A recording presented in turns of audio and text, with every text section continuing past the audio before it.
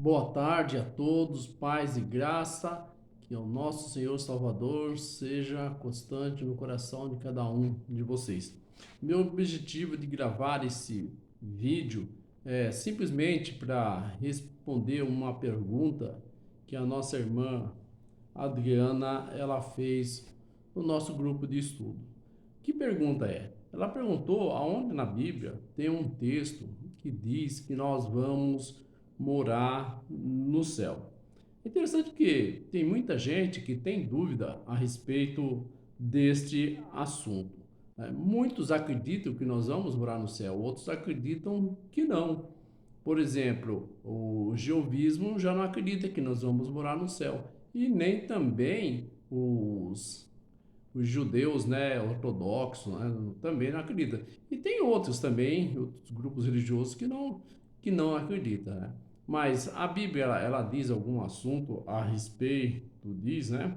A respeito disso, qual é a resposta que a Bíblia dá, né? Eu tenho certeza que não existe um texto direto que diz que você vai morar no céu. Mas no contexto geral das Escrituras Sagradas, ela deixa bem claro que nós vamos passar um período de tempo no céu, seja lá 1000 anos, conforme Apocalipse diz, né? Ou seja, esse número simbólico, ou seja, esse número literal, mas isso é fato, nós vamos passar um tempo no céu. Mas também é verdade que o céu não é a nossa morada definitiva. A Bíblia também deixa isso bem esclarecido, né?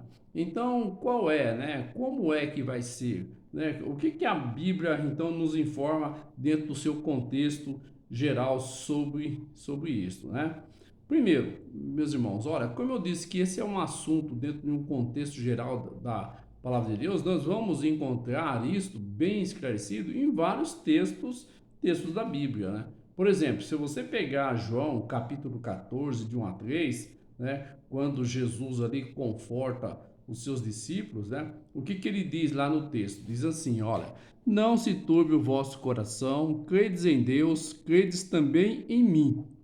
Na casa de meu pai. Qual é a casa do pai? Né? Onde é a casa do pai? Né? Fica bem claro que aqui é o céu, né? Há muitas moradas. Se assim não fora, eu vou teria dito, pois vou preparar-vos o lugar lá na casa do pai, né? E quando eu for e vos preparar lugar, voltarei e vos receberei para mim mesmo, para que onde eu estou estejais vós também. Então, dentro desse texto aqui, meus queridos, fica aí já bem claro dentro dessa promessa que Jesus fez, né? Que existe vários lugares e ele está preparando esses lugares para os seus filhos, para podermos estarmos lá com ele, né? Quanto tempo? É o tempo que a Bíblia diz, né? Como está lá em Apocalipse, 1000 anos, né? E para onde é que Jesus foi? Jesus não foi lá para a casa do Pai? Então é lá que ele está preparando este lugar para nós podermos estar lá junto com ele. É interessante que se você pegar agora o próprio apóstolo Pedro, né, ele quis seguir a Jesus, né, quando Jesus falou com ele, né? Mas veja aí qual foi a resposta de Jesus que Jesus Cristo deu para Pedro, né? Agora no capítulo 13, no verso 36, olha que interessante, ó. Perguntou-lhe Simão Pedro: Senhor, para onde vais? E respondeu Jesus: Para onde vou, não me pode seguir agora. Mais tarde, porém, me seguirá, né? Então Jesus também aqui está deixando bem claro assim para ele que naquele momento não, né? Mas em que momento Pedro vai poder estar lá junto com ele? Por ocasião da volta de Jesus, quando Jesus Cristo voltar em glória para buscar os seus servos, o seu povo, né? Os seus redimidos, né? É interessante também que se você pegar lá no livro do Apocalipse, né, você vai ver algo bastante interessante. Quando João teve a visão ali do santuário de Deus, né? Está lá em Apocalipse capítulo 7, verso 9, ó. Apocalipse 7, verso 9. Vamos abrir a nossa Bíblia, Apocalipse 7, verso 9. Olha que interessante aqui em Apocalipse, capítulo 7, verso 9. Diz assim, ó: A visão dos glorificados. Olha que coisa linda, ó. A visão dos glorificados. Apocalipse, capítulo 7, verso 9. É o último livro da Bíblia. Depois destas coisas, vi, quem viu? João viu, né? E eis que uma grande multidão que ninguém podia enumerar, de todas as nações, tribos, povos e línguas, em pé diante do trono, né, do Cordeiro, vestido de vestiduras brancas com palmas nas mãos, né? Então, esse texto está dizendo que João viu lá um povo já glorificado e não era pouco, era uma grande multidão, né? Quem são essa grande multidão, né? Agora, mas olha que interessante, olha a pergunta que um dos anciões que faziam parte lá do trono de Deus fez, né? No verso 13, ó. No verso 13 aqui, diz assim, ó: um dos anciões tomou a palavra, dizendo: estes que se vestem de vestiduras brancas, quem são e de onde vêm, né? Olha a resposta no verso 14, ó. E respondi-lhe, meu senhor, tu sabes. Eles então me disse: são estes os que vêm da grande tribulação, lavaram suas vestiduras e alvejaram no sangue do Cordeiro, né? Então veja bem, meus irmãos, eles estavam onde? Eles estavam lá no céu. E João vê, né, essa grande multidão, né? E na visão de João, um dos anciãos pergunta: quem são esses? Eles são aqueles que lavaram e alvejaram suas vestiduras no sangue do Cordeiro. São pessoas que passaram pela grande tribulação. E nós sabemos que antes de da porta da graça se fechar, antes de Cristo voltar, haverá uma grande tribulação, né? E esse povo são um povo que venceram essa tribulação, né? E esta visão de João, meus irmãos, não foi uma visão daqui da terra, como eu já disse, foi uma visão lá do céu, né? Porque lá estava o trono de Deus, né? E esta multidão são todos aqueles, né, que serão salvos por ocasião da volta de Jesus, né? Todos que foram salvos pela ocasião da volta de Jesus são estes aqui. E eles estão aonde? Estão lá no céu, né? Por quanto tempo, né? Por quanto tempo essas pessoas justas viverá no céu? O próprio livro de Apocalipse responde, né? Apocalipse 20, verso 6. Olha que interessante. Apocalipse 20, verso 6. Diz assim, ó: bem-aventurado e santo é aquele que tem parte na primeira ressurreição. Sobre este, a segunda morte não tem autoridade. Pelo contrário, serão sacerdotes de Deus e de Cristo e reinarão com ele os 1000 anos. Então, meus queridos, está aqui, vamos passar 1000 anos no céu. Esse, no contexto geral das Escrituras, ela está me dizendo que nós vamos passar um período lá no céu, né? Agora, fazendo o que durante esse período lá no céu, né? Vamos deixar que a Bíblia responde. Fazendo o que? 1 Coríntios 6, de 1 a 3, ó. 1 Coríntios 6, 1 Coríntios 6, de 1 a 3. Primeira carta de Paulo aos Coríntios, capítulo 6, do 1 até o 3. Diz assim, ó: aventura-se alguns de vós, tendo questão contra outros, e submetê-lo a juízo perante os injustos e não perante os santos. Ó, não sabeis que os santos, ora, hão de julgar o mundo? Ora, se o mundo deverá ser julgado por vós, sois acaso indignos de julgar as coisas mínimas? Não sabeis que havemos de julgar os próprios anjos? Quanto mais as coisas desta vida, né? Então é nesse momento aí é que vamos fazer este julgamento, né? Num trabalho conjunto aí com Deus, né? Cooperando aí no juízo investigativo de Deus, né? E se alguém quiser saber sobre o juízo investigativo, um dia nós estudamos sobre esse juízo investigativo. Mas vamos passar lá no céu, né? Fazendo esse julgamento. É justamente nesse momento, nesse período aí de 1000 anos, tá? Mas esse é assunto para um outro tema. Quando alguém quiser, a gente pode estar estudando sobre ele, né? Paulo diz na sua segunda carta aos Tessalonicenses, olha, quando se refere aos justos vivos por ocasião da volta de Jesus. Vamos ver o que Paulo diz lá, ó. Segunda carta aos Tessalonicenses, segunda carta aos Tessalonicenses, segunda carta aos Tessalonicenses, capítulo 4,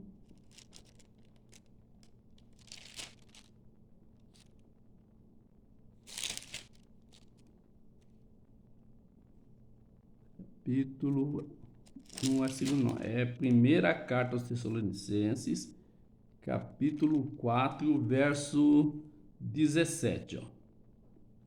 Olha que interessante, ó. É primeiro Tessalonicenses, capítulo 4, verso 17. Olha o que diz aqui, ó.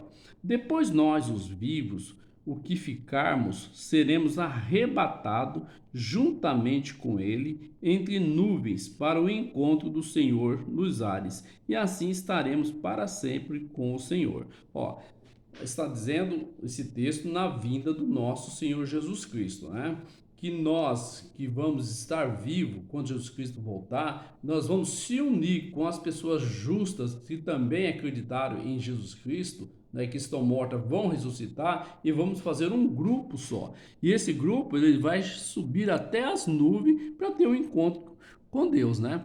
Se nós não formos para o céu, o que nós vamos fazer, se encontrar nas nuvens? Para que teríamos que subir até uma nuvem, né? Porque nós vamos ser levados para o céu, conforme nós já vimos aí em alguns textos anteriores, né? Então nós vamos ser arrebatados, né? Para irmos lá morar com Cristo no céu durante esse período aí, conforme eu disse, de mil anos, né? E nisso não fica dúvida alguma, né? Veja bem, ó, será impossível permanecer na terra antes de ser transformada, né? Por quê? Por que nós vamos para o céu? Porque vai ser impossível viver aqui nessa terra antes dessa terra ser transformada, né? Veja o que a Bíblia diz, né? Como este mundo, como essa terra, ela vai ficar, ó. Jeremias, capítulo 4. Jeremias, capítulo 4. Esse texto é bastante interessante, né? É uma profecia aí de Jeremias. Jeremias, capítulo 4, a partir do verso 23. Olha o que Jeremias está relatando aqui, ó. Olhei para a terra e eis-la sem forma e vazia, para os céus e não tinha luz. Olha a situação caótica da terra. Olhei para os montes e eis que tremiam, e todos os outeiros estremeciam, né? Olhei e eis que não havia homem nenhum, e todas as aves do céu haviam fugido. Olhei ainda, e eis que a terra fértil era um deserto, e todas as suas cidades estavam derribadas diante do Senhor, diante do furor da sua ira. Pois assim diz o Senhor: toda a terra será assolada, porém não a consumirei de todos. Então a situação da terra aqui não dá para um ser humano ficar aqui. Nós vamos ter que estar em algum lugar. E esse algum lugar nós vamos ter que estar é no céu, né? Porque a terra aqui ela vai passar por uma transformação. Ainda continuando esse mesmo pensamento de Jeremias, olha agora no capítulo 5 de Jeremias, verso 33, ó. Capítulo 5 de Jeremias, capítulo 25 de Jeremias, no verso 33. Olha que interessante, ó. Diz assim, ó.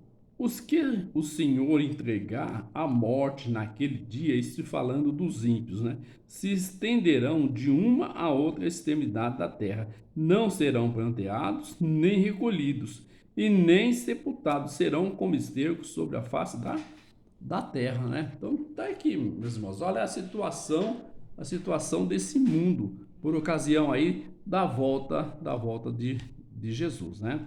Mas veja ainda que interessante aqui, ó, se você pegar aqui uns versinhos atrás, né? Jeremias aqui falando aí do cálice da ira de Deus, né? Ó, olha o verso 30, ó. Nós lemos o verso 33, vamos ler o 30 e o 31 e o 32, ó. Tu, pois, lhe profetizará todas estas palavras, e lhes dirá: o Senhor lá do alto rugirá, e da sua santa morada fará ouvir a sua voz. Rugirá fortemente contra as suas malhadas.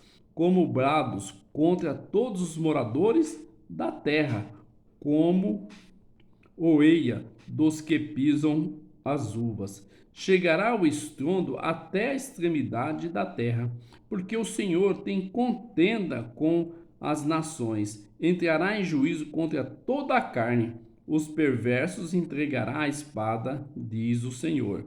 Assim diz o Senhor dos Exércitos: e eis que o mal passa de nação para nação, e grande tormenta se levantará dos confins da terra. Olha que interessante. Então, é algo terrível a situação que a terra vai ficar aí, né? Então, não dá para ter pessoas aqui. Enquanto a terra está nessa situação, nós vamos estar lá no céu. Mas vamos ainda fundamentar mais esse pensamento. Apocalipse capítulo 20, ó. Apocalipse capítulo 20. Vamos voltar lá para o último livro da Bíblia. Apocalipse capítulo 20. De 1 a 3. Olha que interessante, ó. Olha aqui, ó. Então vi descer do céu um anjo, tinha nas mãos a chave do abismo e uma grande corrente, e ele segurou o dragão, a antiga serpente, que é o diabo e Satanás. Então, a terra vai estar deserta, o pessoal todo mortos, os ímpios, né? Conforme as viu Jeremias, e Satanás aqui, ó.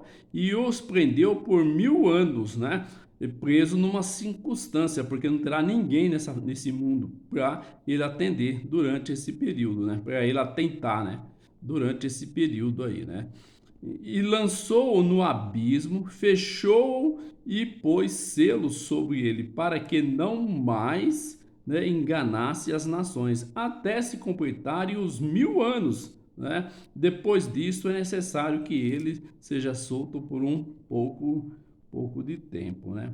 O termo aqui, abismo, meus irmãos, é o mesmo termo que se usa lá em Gênesis, no capítulo 1, verso 2. Né?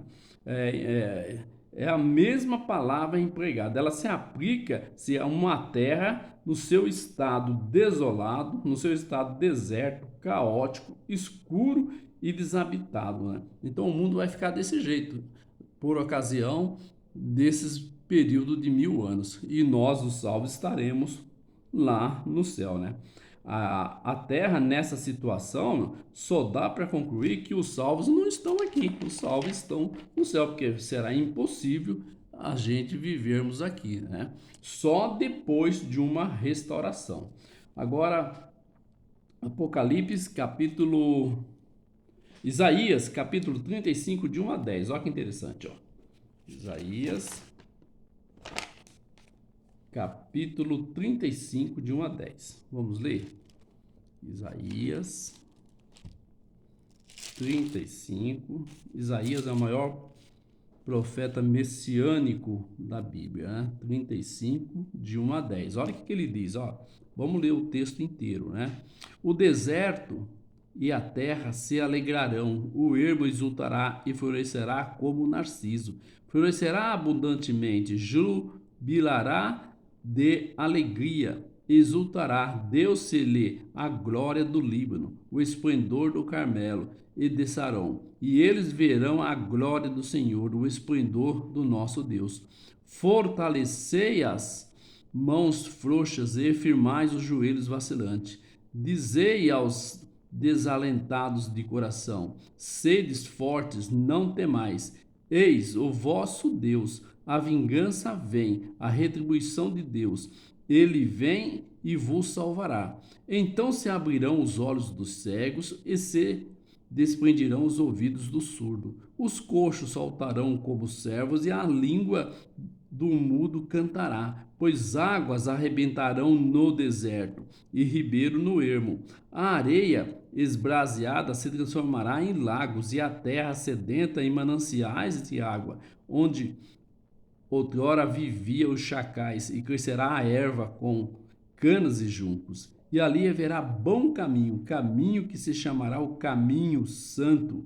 O imundo não passará por ele, pois será somente para o seu povo. Quem quer que por ele caminhe não errará, e nem mesmo o louco. Ali não haverá leão, animal feroz, não passará por ele, nem se achará nele, mas os remidos andarão por eles. Os resgatados do Senhor voltarão e virão a Sião com cântico de júbilo, alegria eterna. Coroar a sua cabeça, gozo e alegria alcançarão, e deles fugirá a tristeza e os gemidos. Aqui está se falando agora de um período da terra renovada, né? Está se fazendo uma aplicação aqui do Monte Sião, né?